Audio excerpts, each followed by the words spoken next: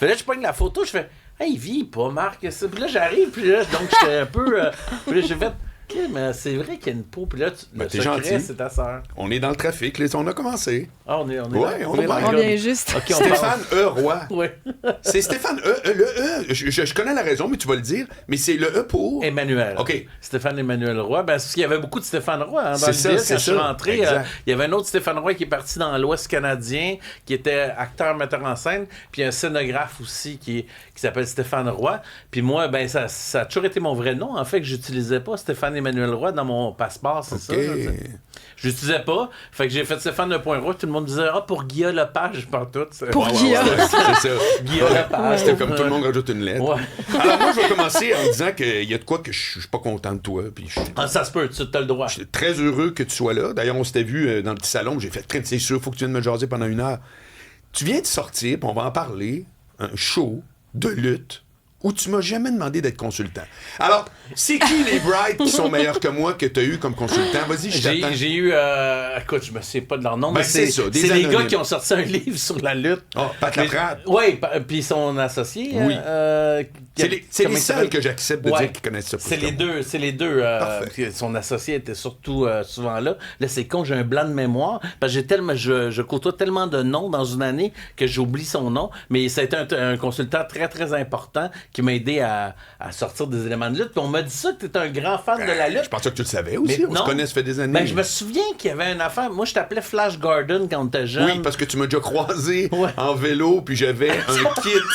Hey, je me souviens de ça. Ça m'en revient J'avais aussi. un kit il était orange et vert, là, une affaire. Puis il m'avait appelé Flash Gordon. OK, c'est pas C'est pour la Bertrand lutte. Hébert. Bertrand Hébert. Ouais, Bertrand Hébert, c'est Exact, ça, c'est lui. exact. Bertrand, je m'excuse d'avoir oublié ton nom, c'est incroyable, mais des fois, j'oublie le nom de mes enfants, ça fait que fais-toi-en pas avec ça. Bon, c'était parlant un peu de ce show-là, pas de face. Ah, Parce écoute, que d'où c'est- ça vient? Pourquoi? T'appelles ça un documentaire théâtral. Ouais. Ouais. Ça, c'est une nouvelle mode un peu que depuis quelques années, il y a des documentaires théâtrales, c'est-à-dire qu'on s'informe sur un sujet. Il y en a eu sur Hydro, il y en a Oui, eu sur le avec lait, il y en a là, c'est sur la lutte. On m'a approché, en fait, OK. pour faire ça. Puis la première question des producteurs, ça a été « Aimes-tu la lutte? » Puis ma réponse, ça a été non.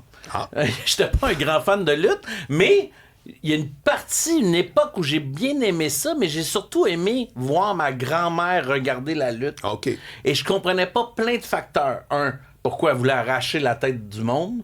Ma grand-mère a crié « Arrache la tête, arrachez le bras! » Elle était dedans mort, là. Oui, puis on venait de l'église, là, où Oh. c'était tendre l'autre jour. Oui. Tu sais, la lutte, C'est que c'était c'est- à 11h ouais, le matin, exact. le dimanche. Fait que là, je comprenais pas cette affaire-là. Puis je comprenais pas non plus qu'elle croyait à ça. Même jeune, j'étais là, visiblement, ils ne Ben sont oui, pas pour ben vrai. Je le sentais. Ouais. Mais elle y croyait. Puis quand je disais, elle se fâchait. Fait que là, à cause de ça, j'ai dit au producteur, il y a peut-être quelque chose là. Puis je me suis mis à gratter, puis j'ai réalisé que pour les Québécois, c'était vraiment important la lutte parce que c'était un exutoire contre, entre autres, la religion. Tu sais, c'était comme une place où, enfin, on pouvait se défouler de ce côté-là, de subir, tendre l'autre joue, oui.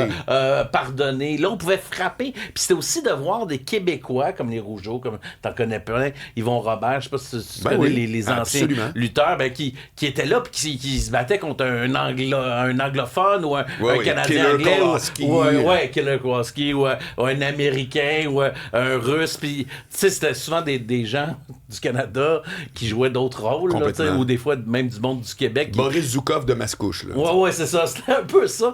Fait que, mais c'était un exutoire comme de défoulement, tu sais, comme enfin on prend notre place, on a C'est que là, t'as monté quoi? Qu'est-ce que t'as monté? Ben, on a monté, donc, j'ai fait la recherche d'où ça venait la lutte. Je suis parti de 1850. Aïe. Écoute, je suis parti de loin, j'ai appris des choses. Ben, là. vas-y, go, ça Ben, m'intéresse. Washington. George Washington? Ouais.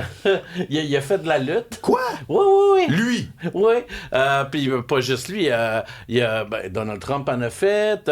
On a appris des choses. Louis Cyr s'entraînait dans un gymnase en 1850 sur la rue Saint-Laurent. Il y avait des combats de lutte. Et les premiers à vraiment promouvoir la lutte, c'est des gens qu'on connaît très bien. C'est le Club athlétique canadien, le CAC, que tu connais, sûrement parce qu'ils ont fondé une organisation très importante. Vous la connaissez. Quel? Le Canadien de Montréal. Ben voyons donc, Fait tu me que, niaises. non, c'est eux autres. Avant le Canadien de Montréal, ils faisaient de la lutte. Puis tu sais, souvent, la lutte, c'était mixé avec le hockey. Hein. C'était soit dans les sols d'église, soit au Forum de Montréal, dans des places de hockey. Ouais. Mais c'est normal parce que les promoteurs venaient de ce monde-là aussi. Les premiers organisateurs venaient du monde du hockey. Fait que j'ai appris toutes sortes de choses de même étonnantes. J'ai appris aussi des anecdotes drôles, comme Mad Dog Vachon qui ouvre une porte d'avion en plein vol parce qu'il a trop bu de scotch puis qu'il a failli tuer toute une bande de lutteurs. Ouais. Des choses comme ça. La fameuse oreille de chou-fleur. Connaissez-vous l'anecdote de l'oreille de chou-fleur? Non. Ben, c'est que à boxe et à la lutte, quand on frappe trop souvent sur l'oreille, l'oreille elle a comme une ecchymose, puis il y a comme un phénomène de sang qui se cristallise dans l'oreille, et l'oreille prend une forme de chou-fleur. Et après ça, si tu touches au chou-fleur, ben, l'oreille peut tomber. Et il y a une histoire où l'oreille est tombée pendant le match d'un lutteur. L'arbitre a pris l'oreille, l'a mis dans ses poches en pensant que c'était un morceau de caoutchouc que le public avait lancé. Le combat continuait comme ça, le sang pissait partout, puis ce n'est que dans les loges après qu'il réalisait que ce qu'il pensait être un morceau de caoutchouc, ben Chris, c'était l'oreille.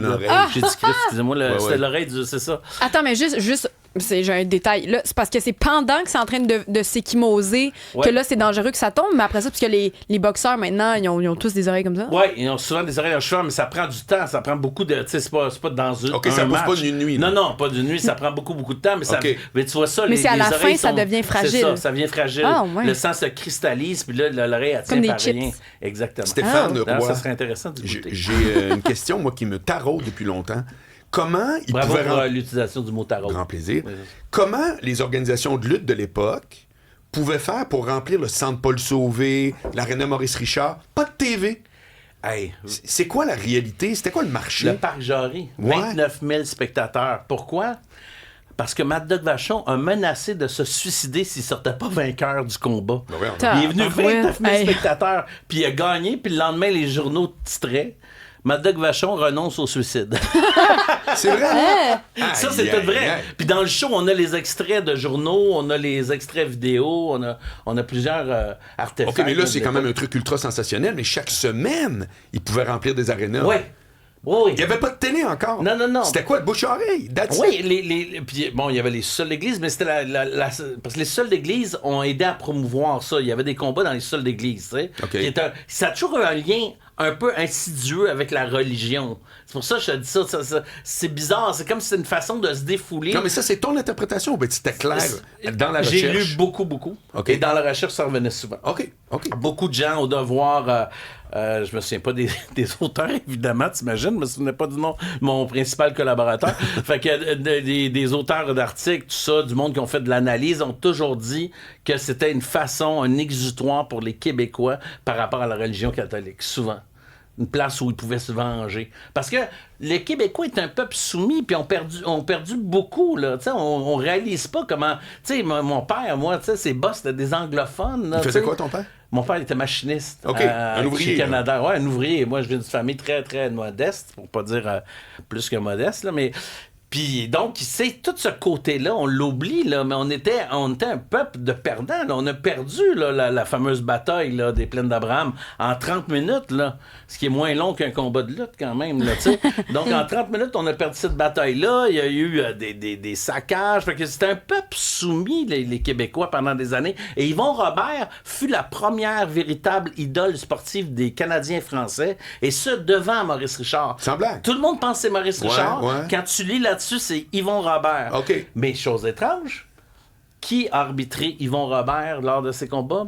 Maurice Richard. Sans blague. Maurice Richard est devenu arbitre. Fait que là, les Québécois, quand tu dis pourquoi c'était rempli, ils allaient au forum puis les voyaient Maurice Richard arbitrer Yvon Robert, il y avait toutes leurs idoles sportives de l'époque sur scène, là, sur le ring. Puis ça, c'était impressionnant pour l'univers... je sais pas comment formuler ça, mais pour l'imaginaire des Québécois, c'était les hommes forts qui nous représentent, qui vont fighter pour nous autres, vu qu'on a perdu à tous les niveaux. T'sais. Il y avait tout ce côté-là, puis ça revenait sans cesse. Puis là, je fais des liens dans le théâtre documentaire avec mon père, qui a perdu sa job en 1980 suite au référendum de 80, là, tu sais.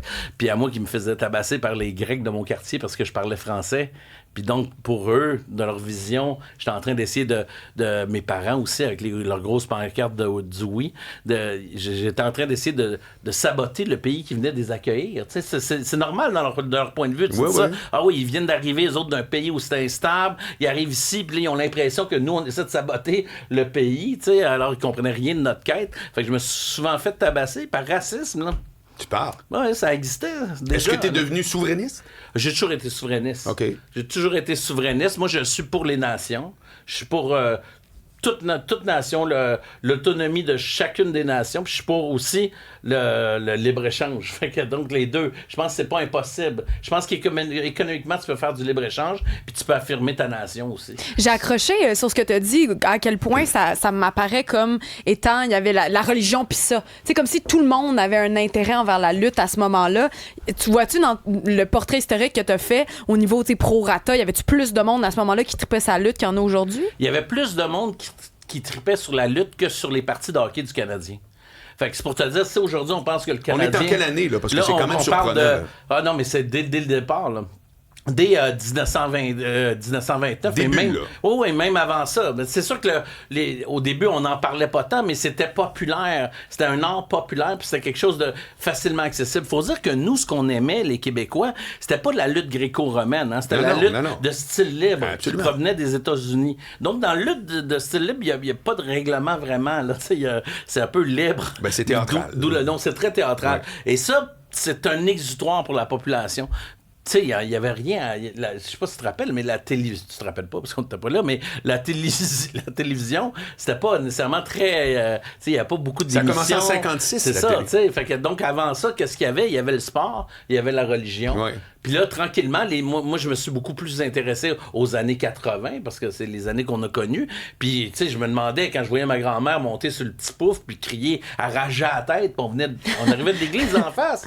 Ou tendre l'autre joue, pardonner. Puis là, arracher la tête, chez dans le corps, tu sais, à gueuler des affaires. Oui, oui. Puis ton grand-père, lui, non? Non. C'est rare qu'on entend que c'était la grand-mère. Mon plus que le grand-père était pas souvent là, puis il est mort quand j'étais jeune. OK. Fait que donc, j'ai pas connu bien mon grand-père, mais ma grand-mère, je l'ai connue à me garder aussi. Elle m'a gardé même très, très jeune. Il est arrivé toutes sortes d'histoires familiales que je ne peux compter, mais bon, elle m'a gardé. Puis quand j'allais chez eux, j'étais tout le temps étonné de ça parce que je disais, maman, c'est pas vrai, grand-maman, il l'a pas frappé pour vrai. Elle venait bleue. Ah ouais. Et là, c'est l'autre aspect de la recherche que j'ai faite.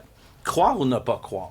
Croire à la lutte ou ne pas croire. Croire à la religion ou ne pas croire. Et j'ai réalisé, ma conclusion de ça, c'est que tu passes un bien meilleur moment à la lutte quand tu y crois, puis tu passes un bien meilleur moment dans la vie quand tu crois en quelque chose. Puis tout l'exercice, la conclusion, c'est crois en quelque chose. Peu importe quoi, là, c'est pas nécessairement la religion, mais crois en quelque chose. C'est ce qui va être ta locomotive dans la vie. C'est ce qui va te permettre de passer un bon spectacle, une bonne vie. T'sais. Mais aujourd'hui, il n'y a plus personne qui croit à la lutte. Non. Non, mais je te jure, moi, je suis ça encore. Oui, mais... Puis la convention est claire pour tout, même les hardcore fans savent que c'est tout scripté. Écoute, mais... T'as-tu vu, sur Netflix, la WWE Orchestre, la 3e saison, sort, je pense, aujourd'hui, un documentaire sur comment ils scénarisent tout. Oui. C'est un documentaire. Comme tu sais au théâtre, tu sais que c'est écrit. T'sais. Ben voilà. Et voilà. Donc, là, on parle de la suspension de l'incrédulité. Oui. Donc, t'es-tu crédule ou t'es incrédule? Ouais. Si tu suspends l'incrédulité, ça va te permettre de croire au spectacle. Puis tout tient à ça. T'achètes la convention. T'achètes la convention. Au théâtre, au cinéma, ben t'achètes la convention. Ouais. C'est pas vrai, Star Wars, c'est pas vrai là, qu'il y a une étoile noire. Mais t'achètes la convention, tu sais bien que c'est pas vrai. Puis il faut que t'achètes la convention pour passer un bon moment. Mais c'est ça la finalité de ça. J'ai trouvé ça assez étrange. Tu sais, comme quand on se met à croire aux Canadiens, comment c'est puissant. Jean-Michel Dufault était ici hier. Ah oui? Puis il disait que, puis on était tous d'accord à dire que cette année, la frénésie des fans était inégalée depuis la Coupe Stanley. Tout à fait. Puis tu le voyais à télé, puis devant le Centre Bell, tu fais, je rêve pas, là. C'est plus hot que d'habitude, là. C'est le même club. C'est les Canadiens qui jouent à la même place. Comment t'expliques ça? Je suis pas un expert du Canadien, mais ce que je vois, c'est qu'on y croit. Quand on se met à y croire, on est porté par une vague. Puis c'est ça qui se passait à la lutte. Puis c'est ça qui se passait dans la religion. Ils croyaient, tu sais. Tu crois à quelque chose, tu crois-tu au pays? Tu penses qu'on va faire l'indépendance? Moi, je pense pas. Non? Non. Ben, moi, j'y crois. Je te dis pas que je suis contre. J'y crois. J'ai de la misère à dire que ça va se concrétiser. J'y crois, mais ça va être ma locomotive pour que ça arrive. Si on y croit pas, c'est sûr que ça marchera pas. Mais tu sais, il faut que tu y crois. Puis moi, tous mes projets, moi, je suis une machine à projet. Tu sais, Oui, je fais absolument. 2 millions de projets. Oui. Puis tu sais, quand je commence mes projets, là, je suis le seul à croire. Là. Ah tout, ouais? tout le monde Ah ouais? autour de moi Ah, fait, ça voyons, m'intéresse. Steph, on n'a pas d'argent pour faire OK, le film. regarde ça pour après. Ouais, Bouge je parle pas. On beaucoup. est avec Stéphane Heroy.